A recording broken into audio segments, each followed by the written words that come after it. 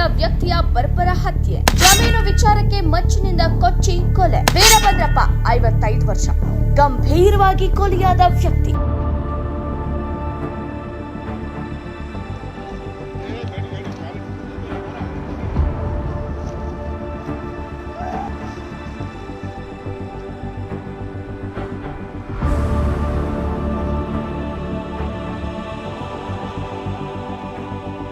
ಚಿತ್ರದುರ್ಗ ಜಿಲ್ಲೆಯ ಕಡ್ಲೆಗುದ್ದು ಗ್ರಾಮದಲ್ಲಿ ಇಂದು ಬೆಳಗ್ಗೆ 10 ಗಂಟೆ ಸುಮಾರಿಗೆ ಮೃತ ವೀರಭದ್ರಪ್ಪ ಮಕ್ಕಳ ಜೊತೆ ಎತ್ತಿನ ಬಂಡಿಯಲ್ಲಿ ಜಮೀನಿಗೆ ಹೊರಟಿದ್ದ.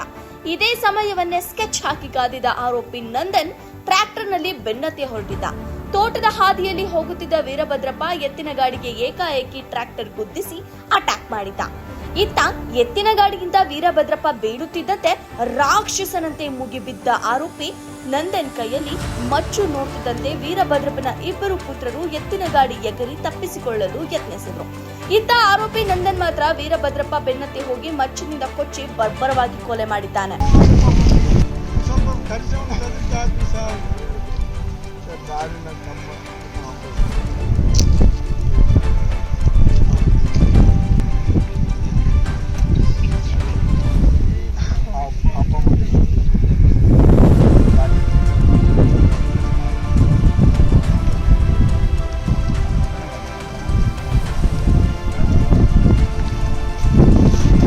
ಕೊಲೆಗೆ ಜಮೀನು ಜಗಳವೇ ಮುಖ್ಯ ಕಾರಣ ಎಂದು ತಿಳಿದು ಬಂದಿದೆ.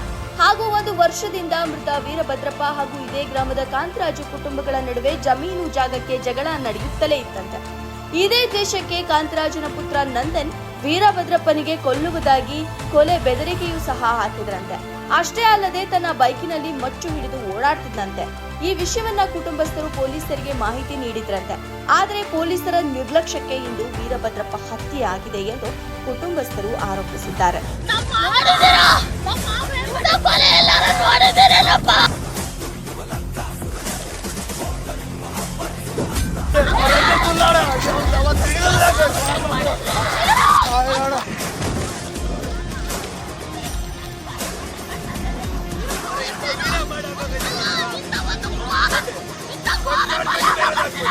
ಇತ್ತ ಕೊಲೆ ವಿಷಯ ತಿಳಿಯುತ್ತಿದ್ದಂತೆ ಘಟನಾ ಸ್ಥಳಕ್ಕೆ ಜಿಲ್ಲಾ ಎಸ್ಪಿ ರಂಜಿತ್ ಕುಮಾರ್ ಭಂಡಾರು ಭೇಟಿ ನೀಡಿ ಪರಿಶೀಲನೆ ನಡೆಸಿದ್ದಾರೆ.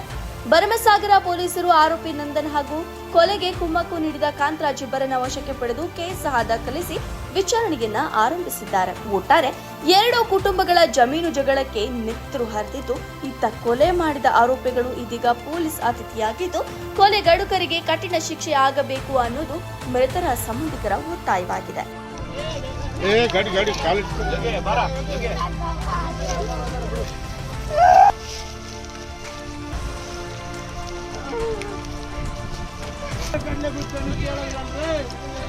ಅನ್ಯಾಯ